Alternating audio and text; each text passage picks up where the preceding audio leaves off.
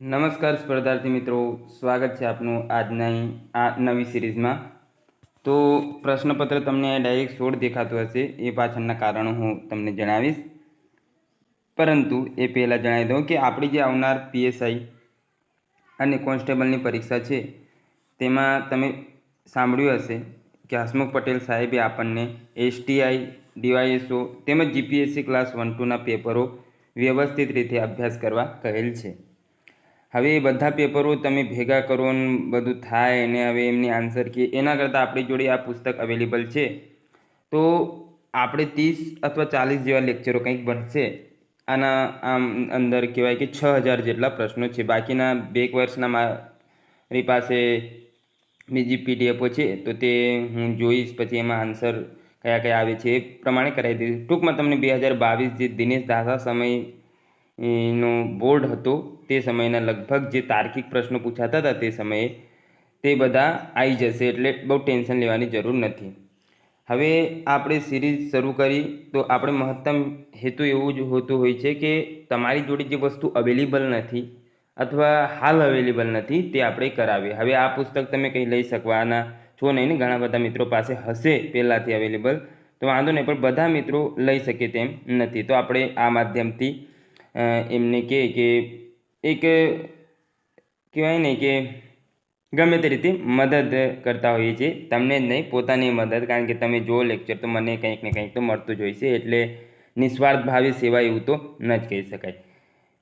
બીજી બાબત એવી છે કે આપણે શું કરીશું, સિરીઝ શરૂ થતી હોય છે તો ઘણા મિત્રો જોઈએ છે, પછીથી ધીમે ધીમે ઓછા થતા જાય છે, તો તમારે કમસે કમ આ સિરીઝમાંથી એવું કરવાનું નથી, કારણ કે આમાંથી એવું છે કે બેઠા પ્રશ્નો આવી શકે તેમ છે। બીજા બધામાં હું ના કહું બેઠા પ્રશ્નો, પણ આ જીપીએસસીમાંથી તો પ્રશ્નો બેઠા આવી શકે છે, તમારે વ્યવસ્થિત રીતે કરવું। હું જાતે વાત કરું તો હું જાતે લખીને મોડે કરું છું, ભલે ગોખો તો ગોખો પણ કરી નાખો।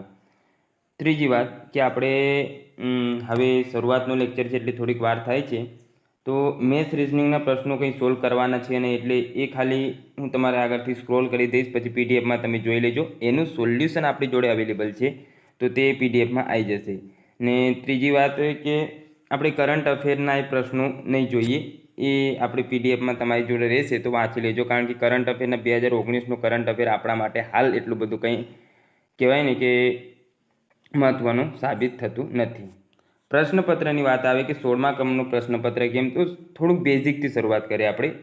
શરૂઆતના પ્રશ્નો છે તે પીઆઈને ક્લાસ 1-2ના છે 15 જેટલા, તો આપણે છેલ્લા 15 કરીશું, પછી આગળ વધીશું, જેથી તમને થોડુંક કહેવાય ને કે હેબિટ પડી જાય, હેબિચ્યુઅલ તમે થઈ જાઓ કે ભાઈ આવી રીતે કંઈક પ્રશ્નો થોડાક ઇઝીથી હાર્ડ તરફ વધવાના છીએ। તો આ કંઈ પ્રારંભિક માહિતી હતી, કેવી લાગી આ સિરીઝ તમને અવશ્યથી જણાવજો।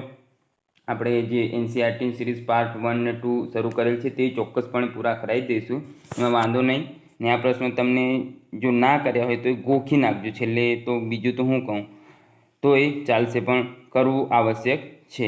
એવું ના થાય કે પાછળ રહી જાઓ અને બધું, એ પાછળની વાત છે। તો શરૂ કરીએ આજનો આ લેક્ચર। પ્રથમ પ્રશ્નથી અહીંયા ઇતિહાસ, ગુજરાતનો ઇતિહાસ। તો ગુજરાતમાં સોલંકી વંશના રાજાઓ મૂળ કુળના હતા, એટલે કે મૂળ કયા કુળના હતા, તેમાં આવશે જવાબ ચૌલુક્ય। હવે આ મેં ક્રોસ ચેકિંગ કરેલ નથી કે આ જવાબો સાચા છે કે નહીં, પણ ટીક એટલે આપેલા છે યુવામાં, એટલે આપણે ધારીને ચાલી શકીએ કે સાચા જ હશે। જો કોઈક પ્રશ્નમાં આમ તેમ હોય તો તમે તમારી રીતે જોઈ શકો છો, પુસ્તકમાં કદાચ આમ તેમ હોય તો હવે આટલા બધા હું ક્રોસ ચેક ન કરી શકું। નીચેના પૈકી કયા રાજ્યોમાં પ્રજામંડળની સ્થાપના થઈ હતી, તો એ છે ડી જવાબ આવે છે વડોદરા, લીંબડી, ભાવનગર, ત્રણેયનો એમાં સમાવેશ થાય છે। આ ત્રણેય કહેવાય કે રાજ્યોમાં પ્રજામંડળની સ્થાપના થઈ હતી। ત્રીજો પ્રશ્ન છે ખાલી જગ્યાએ ગુજરાતીમાં બીબા બનાવી 1812માં પહેલું ભારતીય માલિકીનું ગુજરાતી ટાઈપ સાથે છાપખાનું શરૂ કર્યું હતું, તેમાં છે ફરદુનજી મર્ઝબાન દ્વારા શરૂ કરવામાં આવેલ હતું।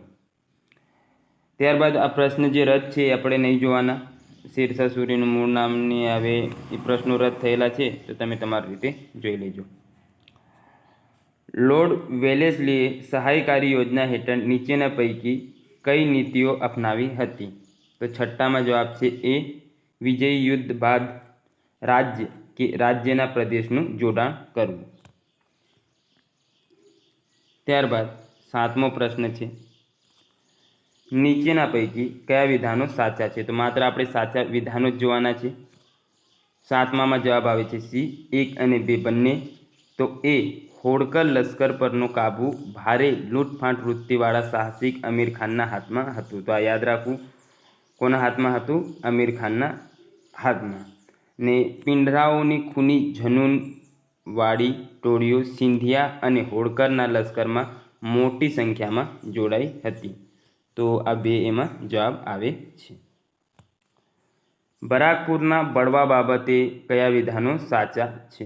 તો 8મામાં જવાબ આવે છે બી, 2 અને 3.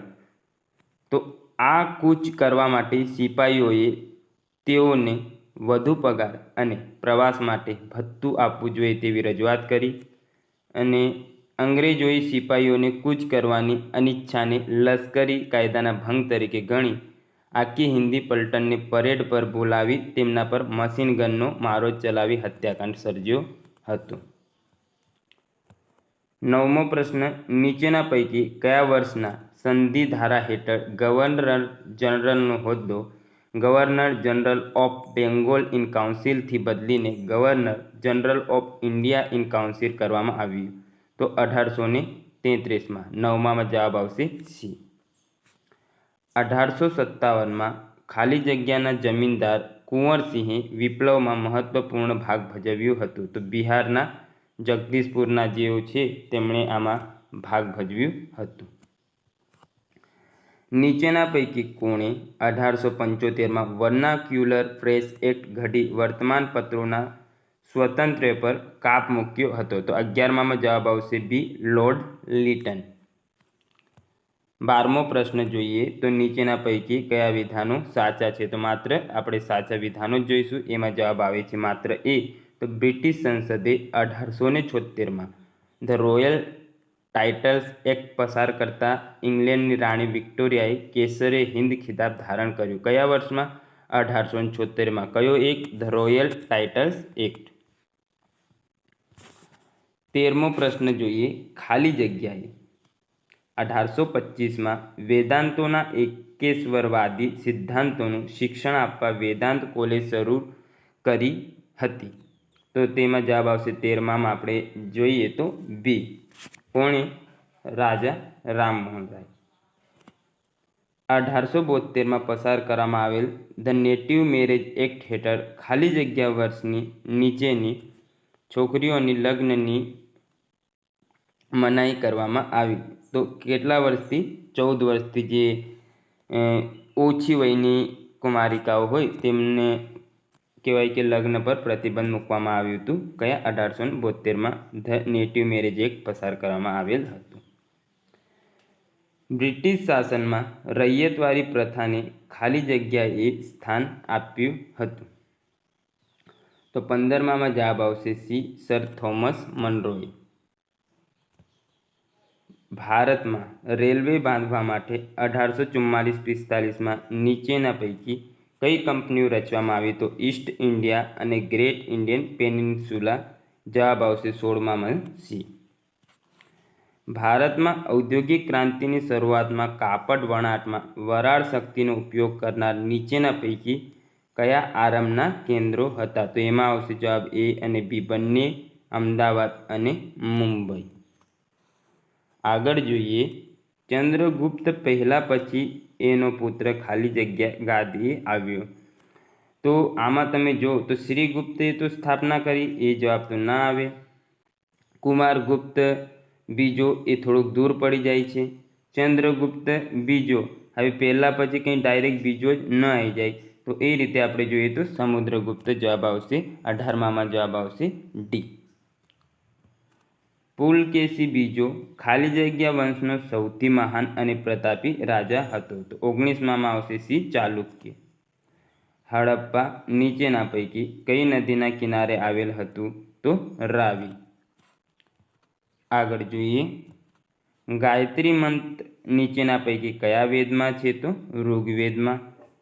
ત્યારબાદ 23મો પ્રશ્ન, ખાલી જગ્યા વંશના રાજાઓએ નાલંદા અને વિક્રમશિલા જેવા મહાન વિશ્વવિદ્યાલયોને રાજ્યાશ્રય આપ્યો હતો. તેમાં આવશે જવાબ ડી. 23માં પાલ વંશના રાજાઓએ રાજ્યાશ્રય આપ્યો હતો. 24માં નીચેના પૈકી કયા વિધાનશાસ્ત્ર ગૌતમ બુદ્ધને શાક્ય મુનિ પણ કહે છે? તો સાચી વાત છે. ત્રિપિટકમાં ગૌતમ બુદ્ધ સ્વયંનો ઉલ્લેખ કરે છે, તો આ તદ્દન ખોટી વાત છે. તો જવાબ શું આવશે? એ. મહાવીર સ્વામી બાબતે કયા વિધાન સાચા છે? તેઓનો જન્મ ક્ષત્રિય પરિવારમાં થયો. સાચી વાત. તેઓને આપેલા બોધપાઠ મહાયાન સૂત્ર તરીકે જાણીતા છે, તો એ ખોટી વાત છે. તો જવાબ આવશે એ. તેઓનો જન્મ ક્ષત્રિય પરિવારમાં થયો હતો. હવે આગળનો ટોપિક છે સાંસ્કૃતિક વારસો. એમાં આપણે સૌપ્રથમ જોઈશું ગુજરાતનો સાંસ્કૃતિક વારસો. ગુજરાતમાં આઝાદી પૂર્વે ખાલી જગ્યાનું એકમાત્ર આકાશવાણી સ્ટેશન હતું. તો 26માં જવાબ આવશે બી. વડોદરાનું તે એકમાત્ર કહેવાય કે આકાશવાણી સ્ટેશન હતું. પક્ષીવિદ ધર્મેન્દ્રસિંહજીના ગ્રંથ સૌરાષ્ટ્રના પંખીઓ માટે સુંદર અને જીવંત જણાતા પંખીઓના અસંખ્ય ચિત્રો ખાલી જગ્યાએ તૈયાર કર્યા હતા. તો જવાબ આવશે એ. સોમાભાઈ શાહ દ્વારા. હવે મહત્વનો પ્રશ્ન આ છે 28મો, જોડકા જોડો. એક પ્રશ્નમાં લગભગ 4 પ્રશ્ન આવી જાય છે. આમાં ડી આવે છે. તો પહેલામાં છે જવાબ ડી. પૃથ્વી વલ્લભના લેખક કનૈયાલાલ મુનશી. ગંગોત્રીના સી. ઉમાશંકર જોશી. ત્રીજો સ્નેહ મુદ્રાના બી. ગોવર્ધનરામ ત્રિપાઠી. ને માટીનું ઘર વર્ષા અડાલજા દ્વારા લખવામાં આવેલ છે. સાચા વિધાનો પસંદ કરો. તો એમાં આપણે જોઈએ જવાબ આવે છે સી. 1 અને 2 બંને. સલ્તનત કાળ દરમિયાન ઈડરના રાજકવિ શ્રીધર વ્યાસે રચેલ રણમલ છંદ. તો આમાંથી તમારે ખાલી વાંચવાનું નહીં. રણમલ છંદ કોણે રચ્યું? તો શ્રીધર વ્યાસે. ક્યાંના રાજકવિ હતા? તો ઈડરના. કયા કાળ દરમિયાન થઈ ગયા? તો સલ્તનત કાળ દરમિયાન. તો આવી રીતે જોવાના પ્રશ્નો. રણમલે પોતાની સ્વતંત્રતા જાળવવા મુસ્લિમો સામે આદરેલા યુદ્ધનું વર્ણન કરે છે. ગંગાધરે રચેલા ગંગાદાસ પ્રતાપ વિલાસ નાટક આ કોના દ્વારા લખેલ છે? તો ગંગાધર દ્વારા. તથા માંડલિક મહાકાવ્યમાં ચાંપાનેર અને જૂનાગઢના રાજ્યની માહિતી મળે છે. તો આ બંને વિધાનો અહીંયા સાચા છે. 30મો પ્રશ્ન જોઈએ. ખાલી જગ્યા નામના જર્મન મુસાફરે શેઠ શાંતિદાસ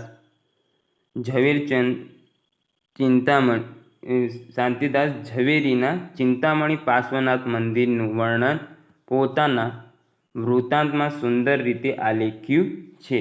તો કોણે? મેન્ડલસ્લોએ. આગળની તરફ વધીએ. ખાલી જગ્યાના રાજમહેલમાં ભૂચર મોરીમાં ખેલાય યુદ્ધનું સુંદર ચિત્ર આલેખાયેલું છે. ગુજરાતના વારસામાં તમને આમ સ્ટેટ જ ક્વેશ્ચન પૂછવામાં આવશે મોટા ભાગે, કારણ કે ઘણું ફેલાયેલું છે ને એ લગભગ ફેક્ટ યાદ રાખવા પડે છે એટલા માટે. તો તેમાં આવશે જામનગર ભૂચર મોરીનું યુદ્ધ. ગુજરાતના મુસ્લિમ રાજવીઓના સિક્કાઓ ઉપર ખાલી જગ્યા હોતી અથવા હોતું નથી. તો જવાબ આવે છે જીવંત પ્રાણીની આકૃતિ તેમના સિક્કા ઉપર હોતું અથવા હોતી નથી. 33મો પ્રશ્ન.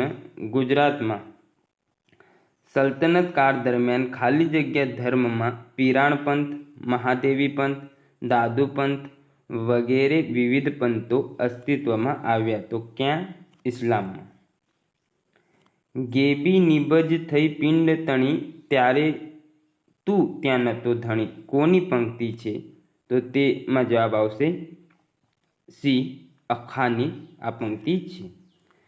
બાય હરીરની વાવ ખાલી જગ્યા ખાતે આવેલી છે. તો 35માં જવાબ આવશે એ. અમદાવાદ ખાતે બાય હરીરની વાવ આવેલી છે.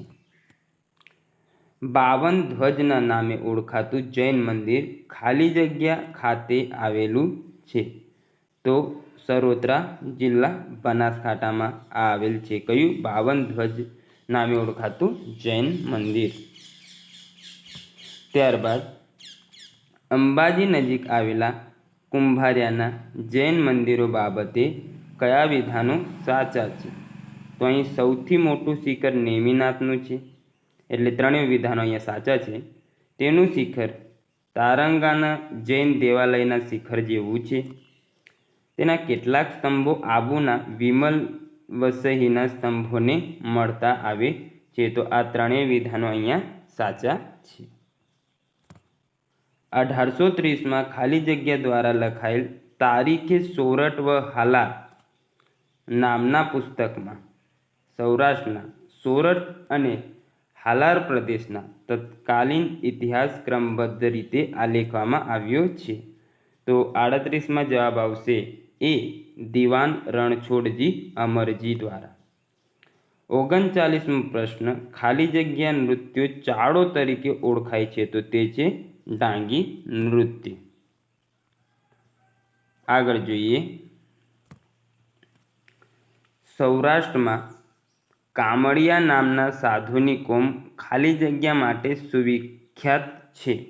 તો તે છે મંજીરા વાદન. 40માં જવાબ આવશે એ.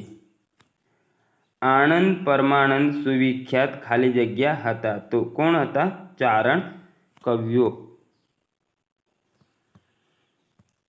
માણેકઠોરી પૂનમનો મેળો ખાલી જગ્યા ખાતે યોજાય છે? તો 42માં જવાબ આવશે બી ડાકોર ખાતે. 43મો પ્રશ્ન, ખાલી જગ્યા સમુદાયમાં મુખ્યત્વે નાના ભાઈ અને મોટા ભાઈ એમ બે મુખ્ય વર્ગો છે. તો તે કયો સમાજ છે? ભરવાડ સમાજમાં નાના ભાઈ તથા મોટા ભાઈ એમ બે સભ્યો પડે છે, વર્ગો એમ. પોતાની સર્વતોમુખી પ્રતિભાને કારણે ખાલી જગ્યા કલિકાલ સર્વજ્ઞનું બિરુદ પામેલા? તો એમાં જવાબ આવશે ડી હેમચંદ્રાચાર્ય, જે કુમારપાળના કહેવાય ને કે ગુરુ હતા ને સિદ્ધરાજ જયસિંહના સમકાલીન હતા. ગુજરાતમાં ચૌલુક્ય શૈલીના મંદિરો તલ દર્શનમાં નીચેના પૈકી કયા મુખ્ય અંગો ધરાવે છે? તો 45માં જવાબ આવે છે ડી ગર્ભગૃહ, અંતરાલ અને મંડપ. આ ત્રણેય ભાગોનો એમાં સમાવેશ થાય છે. મારે શ્યામ રંગ સમીપે ન જાવું, આ કોની પંક્તિઓ છે? તો તે છે દયારામની. ભારતનો સાંસ્કૃતિક વારસો આગળનો ટોપિક. તો કવિ જોડકા જોડવાના છે. કવિ કાલિદાસ માલવિકાગ્નિ મિત્રમ. આ મોટા ભાગે મ આવતું હોય તે કાલિદાસ દ્વારા હોય છે. શુદ્રક મુચ્છકટિકમ, વિશાખદત્ત મુદ્રા રાક્ષસ ને ભારવી કીર્તાર્જુનિયમ. તો એ 2 બી સી 3 સી 4 ડી એવી રીતે જવાબો કંઈક આના છે. તો જવાબ આવશે 47માં એ. ખાલી જગ્યા સંપ્રદાયમાં મહાપ્રભુજીની બેઠક મહત્વનું ધાર્મિક સ્થાન ગણાય છે? તો 48માં જવાબ આવશે બી વૈષ્ણવ. આગળ જોઈએ 49 ક્રમનો પ્રશ્ન. તો ખાલી જગ્યાનું વચન જાતિ પાતિ પૂછે નહીં કોઈ, હરિ કો ભજે સો હરિ કા હોય, ભક્તિ આંદોલનનું સૂત્ર બની ગયું હતું? તો જવાબ આવશે એમાં બી સ્વામી રામાનંદ. રાજસ્થાની અને પહાડી શૈલીઓ કઈ કલાની શૈલીઓ છે? તો હવે આમાં તમારે એલિમિનેટ કરી શકો કે આવું કંઈ સંગીત તો હોય નહીં, પહાડી શૈલીનું સંગીત એમ. ત્યારબાદ રાજસ્થાની સંગીત તો ઠીક છે, પણ પહાડી શૈલી ના. નૃત્ય પહાડી શૈલીનું નૃત્ય, રાજસ્થાની નૃત્ય તો ઠીક છે, પણ આ રાજસ્થાની યુદ્ધ આવું કંઈ આવે ના. એટલે ચિત્રકલા આવે કે પહાડી ચિત્રકલા એવું આપણે વિચારી શકીએ. જો થોડું ઘણું વ્યવસ્થિત વાંચન હોય તો આમ આપણે કહી શકીએ છીએ. ત્યારબાદ આગળની તરફ વધીએ આપણે. તો બંધારણ આપણે છે સિલેબસમાં 30 માર્ક્સનો, એટલે આ તો ખાસ ધ્યાનથી જોવું. 51મો પ્રશ્ન, હિન્દ સરકારનો ધારો 1935 બાબતે કયા વિધાનો સાચા છે? તો એમાં જવાબ આવે છે બી, 1, 2 ને 4. તો આપણે સાચા જ વિધાનો જોઈશું. આ ધારાએ પ્રાંતોમાં દ્વિમુખી રાજ્ય પદ્ધતિ નાબૂદ કરી અને પ્રાંતીય સ્વાયત્તતા દાખલ કરી હતી. આ ધારાને રાજ્યપાલને પ્રાંતીય ધારાસભાને જવાબદાર મંત્રીઓની સલાહ અનુસાર કાર્ય કરવાનું પણ ઠેરવ્યું. ત્યારબાદ છે ચોથો, અનુસૂચિત જાતિ, સ્ત્રીઓ અને કામદાર માટે અલગ મતદાર મંડળો પૂરા પાડી તેણે કોમી પ્રતિનિધિત્વના સિદ્ધાંત વિસ્તૃત કર્યા. તો આ 3 જવાબો સાચા છે, 1, 2 અને 4. એક જવાબ સાચો છે એટલે 1, 2, 4 વાળો ઓપ્શન આવશે. 52મો પ્રશ્ન, કયા વિધાન સાચા છે? તો એમાં જવાબ આવે છે સી, 1 અને 2 બંને, એ બી બંને. અનુચ્છેદ 19 હેઠળ મુક્તપણે ફરવાનો અને નિવાસ કરવાનો હક કોઈ પણ અનુસૂચિત જાતિના હિતોના રક્ષણને આધીન હોય છે. જે સગીર તેના વંશને લીધે ભારતનો નાગરિક હોય અને તે અન્ય કોઈ દેશનો પણ નાગરિક હોય તો તે એ નાગરિકતાનો ત્યાગ ન કરે તો તે ભારતનો નાગરિક હોવાનું બંધ થશે. તો આ બંને કહેવાય કે એ અને બી સાચા હતા. 53મો પ્રશ્ન જોઈએ તો એમાં એ 1 અને 2 સાચા છે. સાચા વિધાનો પસંદ કરો. અનુચ્છેદ 14 વર્ગ માટે કાયદાના પ્રાવધાનનો નિષેધ કરે છે. તે કાયદા દ્વારા વ્યક્તિઓ, વસ્તુ અને વ્યવહારોનું વાજબી વર્ગીકરણને પરવાનગી આપે છે. ત્યારબાદ અનુચ્છેદ 39ને તે અનુચ્છેદ 14નો ભંગ કરે છે તે આધારે પડકારી શકાય નહીં. તો તમે બંધારણ વાંચ્યું હશે, મારે હવે કરવાનું બાકી છે, પણ આ રીતે છે એ પ્રશ્નો તો આપણે કરીએ છીએ. આમ તો કરેલ છે પણ ડિટેલમાં કરેલ નથી. સર્વોચ્ચ અદાલતે પ્રસ્થાપિત કર્યું કે ધાર્મિક સંપ્રદાય 3 શરતો સંતોષવી પડશે. નીચેના પૈકી કઈ તે શરતો છે? તો 54માં જવાબ છે ડી, 1, 2 અને 3. તે વ્યક્તિઓનો એવું સમૂહ હોવો જોઈએ કે જે તેઓની આધ્યાત્મિક સુખાકારી માટે અનુકૂળ હોય તેવી માન્યતાઓનું તંત્ર ધરાવતું હોય. તે વિશિષ્ટ નામે નિયુક્ત થયેલું હોવું જોઈએ અને તે સર્વગત સંગઠન ધરાવતું હોવું જોઈએ. તો આ ત્રણેય ઓપ્શનો સાચા છે. 55મો પ્રશ્ન જોઈએ કે રાષ્ટ્રીય કટોકટી બાબતે કયા વિધાનો સાચા છે? તેમાં જોઈએ જવાબ આવશે ડી, ફક્ત 1. તો કટોકટીની ઘોષણા તેની તારીખથી 1 મહિનાની અંદર સંસદના બંને ગૃહો, રાજ્યસભા અને લોકસભા દ્વારા મંજૂર થયેલી હોવી જોઈએ. 56મો પ્રશ્ન તો છે નહીં, સાચા વિધાનો જ આપણે મોટા ભાગે પસંદ કરવાના હોય છે. તો એમાં જવાબ આવશે એ, 1, 2 અને 3. આ 3 વિધાન સાચા છે. તો નાણાં વિધેયકના કિસ્સામાં રાષ્ટ્રપતિ સ્થગિત કરવાનો નિષેધાધિકાર ધરાવતા નથી. રાષ્ટ્રપતિ નાણાં વિધેયકને પોતાની અનુમતિ આપી શકે છે અથવા રોકી રાખી શકે છે. બંધારણીય સુધારા વિધેયકમાં રાષ્ટ્રપતિ પાસે નિષેધાધિકાર સત્તા નથી. તો આ 3 વિધાનો અહીંયા સાચા છે. 57મો પ્રશ્ન, કોઈ વિધાન સાચું નથી એટલે આપણે લેતા નહીં. 58મો પ્રશ્ન જોઈએ, ભારત સરકારના વટહુકમ બાબતે નીચેના પૈકી કયા વિધાનો સાચા છે? તો એમાં આવે છે જવાબ બી, ફક્ત 2. તો જો સંસદના બંને ગૃહો તેને નામંજૂર કરે તો વટહુકમ નિયત સમય મર્યાદા કરતાં પહેલાં પણ કાર્યાન્વિત થતો બંધ થાય છે. 59મો પ્રશ્ન છે, ભારતના ઉપરાષ્ટ્રપતિ બાબતે કયા વિધાનો સાચા છે? તો 59માં જવાબ છે એ. તેઓ રાષ્ટ્રપતિ તરીકે વધુમાં વધુ 6 મહિનાના સમયગાળા માટે કાર્ય કરી શકે છે. રાષ્ટ્રપતિ તરીકે કાર્ય કરતા દરમિયાન ઉપરાષ્ટ્રપતિ રાજ્યસભાના અધ્યક્ષના પદની ફરજો બજાવતા નથી. બંધારણે ભારતના ઉપરાષ્ટ્રપતિ માટેના ભથ્થા નિશ્ચિત કર્યા નથી. તો આ 3 વિધાનો સાચા હતા. 60મો પ્રશ્ન, સાચા વિધાનો તપાસો. એ આવશે જવાબ 1 અને 2 બંને જોઈએ. 42માં અને 44માં બંધારણીય સુધારા અધિનિયમે મંત્રીમંડળ દ્વારા સહાય અને સલાહ રાષ્ટ્રપતિ માટે બંધનકર્તા બનાવી દીધી છે.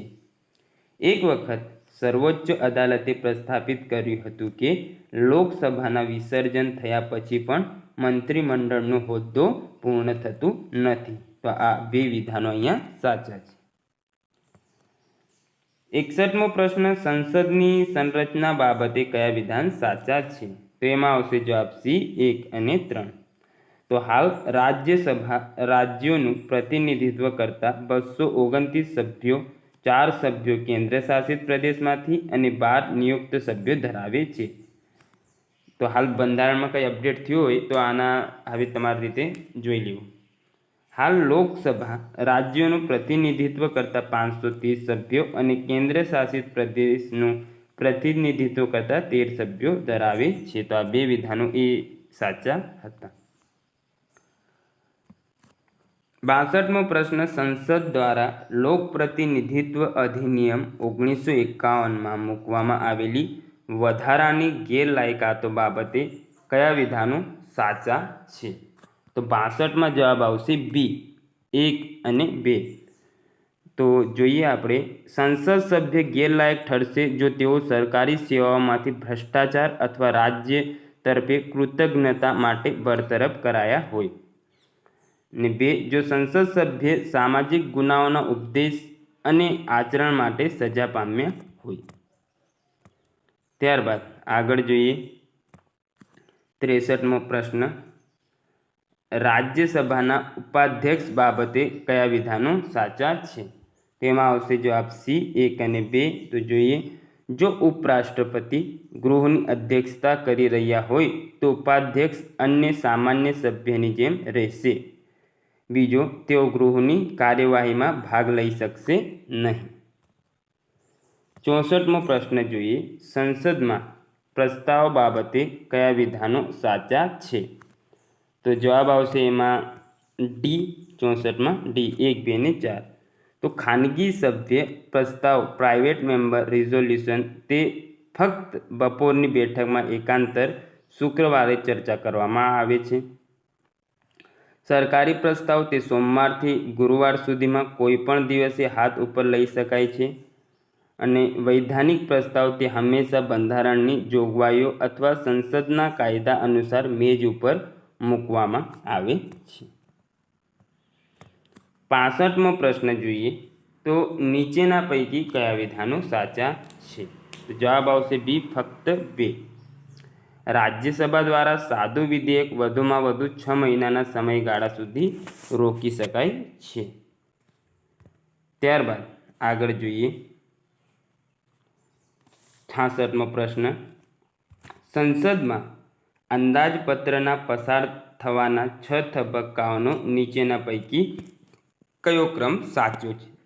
તો અંદાજપત્રની રજૂઆત, આમાં જવાબ આવે છે 66માં ઓપ્શન એ, રજૂઆત થઈ. ત્યારબાદ સામાન્ય ચર્ચા, વિભાગીય સમિતિઓ દ્વારા ચકાસણી, ત્યારબાદ અનુદાનની માંગણી ઉપર મતદાન, વિનિયોગ વિધેયકનું પસાર થવું અને નાણાં વિધેયકનું પસાર થવું. તો આવી રીતે કંઈક રહેતું હોય છે.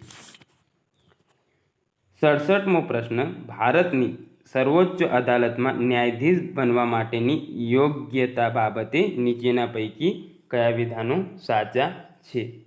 તો એમાં જોઈએ આપણે જવાબ 67માં આવે છે એ 1, 2, 3, 4 ચાલે 4 વિધાનો સાચા છે.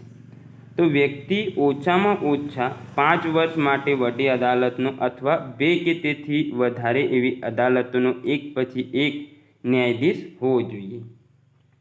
વડી અદાલતના વકીલ અથવા 2 કે તેથી વધારે એવી અદાલતોના એક પછી એક વકીલ તરીકે ઓછામાં ઓછું 10 વર્ષ.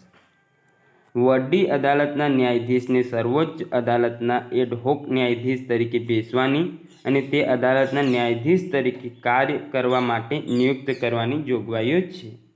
ને ચોથું, સર્વોચ્ચ અદાલત અથવા વડી અદાલતોના નિવૃત્ત ન્યાયાધીશોને તે અદાલતોમાં બેસવાની અને ન્યાયાધીશ તરીકે કાર્ય કરવા માટેની જોગવાઈઓ છે. 68મો પ્રશ્ન જોઈએ. લોકસભાના અધ્યક્ષની સત્તાઓ અને કાર્યો બાબતે સાચા વિધાન તપાસો. તો જવાબ આવશે ડી, ફક્ત એક. લોકસભાના વિસર્જન થયાથી અધ્યક્ષ પોતાનો હોદ્દો ખાલી કરતા નથી અને નવી ચૂંટાયેલી લોકસભા મળે ત્યાં સુધી ચાલુ રાખે છે. 69મો પ્રશ્ન જોઈએ આપણે.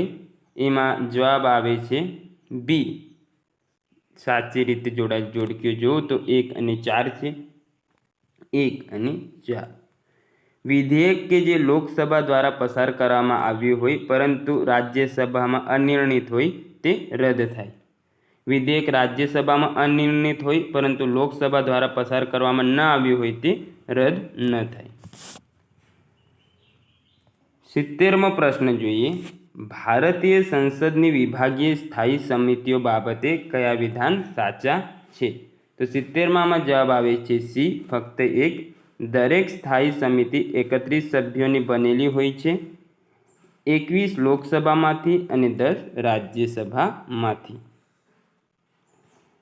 ટ્રિબ્યુનલો બાબતે કયા વિધાનો સાચા છે? તો 71માં જવાબ આવે છે બી, 2 અને 3. તો રાજ્ય સરકારના કર્મચારીઓની ભરતી અને તમામ સેવા લગતી બાબતોના સંબંધે રાજ્ય વહીવટ ટ્રિબ્યુનલો મૂળ ન્યાયિક ક્ષેત્ર ભોગવે છે. બંધારણ અનુસાર કેન્દ્ર માટે ફક્ત એક અને દરેક રાજ્ય અથવા 2 કે તેથી વધુ રાજ્યો માટે એક ટ્રિબ્યુનલની સ્થાપના કરી શકાશે. 72મો પ્રશ્ન જોઈએ. ગ્રામ ન્યાયાલય અધિનિયમ 2008ની ગ્રામ ન્યાયાલયો બાબતે કયા વિધાન સાચા છે? તો એમાં જવાબ આવશે સી, 1 અને 2. ગ્રામ ન્યાયાલયના પ્રિસાઇડિંગ ઓફિસર ન્યાયાધિકારીની નિમણૂક રાજ્ય સરકાર વડી અદાલત સાથે પરામર્શ રહીને કરશે. અને 2, દરેક પંચાયત માટે મધ્યવર્તી સ્તરે ગ્રામ ન્યાયાલયોમાં સ્થાપના કરવામાં આવશે. 73મો પ્રશ્ન જોઈએ. 1, 2, 3, 4, 4 વિધાન સાચા છે. એમાં તો 73માં બંધારણીય સુધારણા અધિનિયમમાંથી બાકાત રાખવામાં આવેલા વિસ્તારો બાબતે કયા વિધાનો સાચા છે? તો આ અધિનિયમ નાગાલેન્ડ, મેઘાલય અને મિઝોરમ રાજ્યોને લાગુ પડતો નથી. મણિપુરનો પહાડી વિસ્તાર કે જેના માટે જિલ્લા પરિષદ અસ્તિત્વ ધરાવે છે તેને બાકાત રાખવામાં આવ્યો છે. પશ્ચિમ બંગાળનો દાર્જિલિંગ જિલ્લો પણ આ અધિનિયમથી બાકાત રાખવામાં આવ્યો છે. ને સંસદ આ અધિનિયમની જોગવાઈઓને અનુસૂચિત વિસ્તારો અને આદિજાતિ વિસ્તારો સુધી વિસ્તૃત કરવા અધિકૃત છે. 74મો પ્રશ્ન. કેન્દ્ર શાસિત વિસ્તારો બાબતે કયા વિધાન સાચા છે? તો એમાં જોઈએ જવાબ આવે છે સી, 1, 2 અને 3. બ્રિટિશ શાસન દરમિયાન 1874માં કેટલાક વિસ્તારો અનુસૂચિત જિલ્લાઓ તરીકે રચવામાં આવ્યા હતા. આ અનુસૂચિત જિલ્લાઓ ત્યારબાદ ચીફ કમિશનર પ્રોવિન્સીસ તરીકે જાણીતા થયા. 7મા બંધારણીય સુધારા અધિનિયમ અને રાજ્ય પુનર્ગઠન અધિનિયમ અન્વયે 1956માં ભાગ સી અને ભાગ ડી પ્રદેશો કેન્દ્ર શાસિત પ્રદેશો તરીકે બદલવામાં આવ્યા. 75મો પ્રશ્ન. કયા વિધાનો સાચા છે? તો એમાં જવાબ આવશે ડી, ફક્ત 3. રાજ્યપાલ રાજ્ય મુખ્ય માહિતી કમિશનર અથવા અન્ય કોઈ પણ માહિતી કમિશનરોને દૂર કરી શકે છે.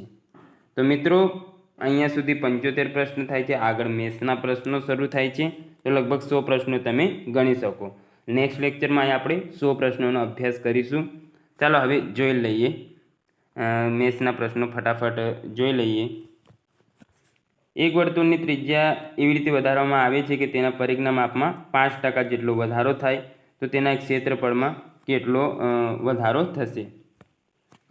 આ પ્રશ્ન ચાલો આપણને મને નહીં આવડતું, જે પ્રશ્નો આવડશે છે એ થોડુંક હું કહી દઈશ.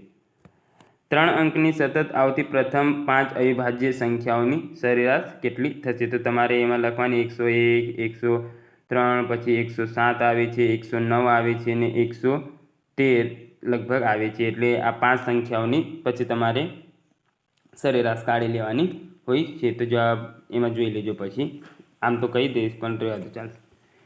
એક પાઇપ 4 કલાકમાં એક ટાંકી પૂર્ણ ભરી શકે છે, પરંતુ ટાંકી એક લીકેજના કારણે તેને આ ટાંકી ભરતા 6 કલાક લાગે છે. તો આ લીકેજ પૂર્ણ ભરેલ ટાંકીને કેટલા સમયમાં ખાલી કરશે? તો ઉપર ગુણાકાર, નીચે બાદબાકી કરી દેવાની. તો 4 × 6 ભાગ્યા 6 - 4, આમ તો 24/2 બરાબર 12 કલાક જવાબ આવી જશે. આ ઓરડાવાળું તો મને નહીં આવડતું. આ છે તો આમાં પહેલાં તમારે શું કરવાનું કે 100 નીચે મૂકી દેવાના, એટલે 96, 84 અને 128નું તમારે લસા કાઢી લેવાનું. આવી રીતે રોમાં મૂકીને એમનું લસા કાઢી લેવાનું, પછી ગુણાકાર કરી લેવાનું, પાછા 100 મૂકી દેવાના ને અંદર પોઈન્ટ ખસેડી દેવાના. 81 નહીં આવડતો. ત્યારબાદ 8 વ્યક્તિઓ 8 કલાક પ્રતિ દિવસ કામ કરે છે, તો 25 દિવસમાં કામ અને મહેનતાવાળો પ્રશ્ન છે. એક શહેરની વસ્તી આટલી છે, તો પહેલાં તમારે શું કરવાનું? 1,60,000ના 4% કાઢવાના. એ ટોટલ હવે 1,60,000ના 4% કાઢ્યા, જે ટકા મળે એના પાછા 4% કરી દેવાના. ધારો કે 1,60,000ના 6,000 ટકા મળ્યા, એટલે કે 4% 6,000 મળ્યા ઉદાહરણ તરીકે. તો 6,000ના પાછા તમારે 4% કાઢી લેવાના. તો 12,000 કરી લેવાના અને પ્લસ બીજા 4% તમે કાઢ્યા, કેટલા મળ્યા ત્યાંમાં પ્લસ મર્જ કરી દેવાના, તો તમને જવાબ મળી જશે. ત્યારબાદ એક વ્યક્તિ કેટલી કેરી? આ મને નહીં આવડતું, જો કે આવડે છે પણ અહીંયા ગણાઈ શકું તેમ નથી. 85મો પ્રશ્ન સ્પીડ ડિસ્ટન્સવાળું. તો પોલીસ દોડે છે અને એ બધું છે, આમાં મેં કરેલ છે પણ હવે ઠીક છે. બે સંખ્યાઓનો ગુણાકાર 120 તથા તેમના વર્ગોનો સરવાળો 229, તો બે સંખ્યાનો સરવાળો કેટલો થશે? આ કરી લેજો તમે. 36 થી 39 વચ્ચેની અયુગ્મ સંખ્યાઓ એટલે બેકી સંખ્યાઓ તમારે એકી સંખ્યાઓ લેવાની. 36 થી 49 વચ્ચેની કીધી છે, એટલે 49 એમાં આવવું જોઈએ નહીં. તેમાં બહુલક એ કે નહીં આવે ને આ સી જવાબ આવશે એમાં. ત્યારબાદ આ દાખલાઓ ટીક કર્યા છે તે મેં કર્યા છે ગ્રાફ પરથી, તો આ દાખલાઓ તમારે ખાસ કરી લેવાના.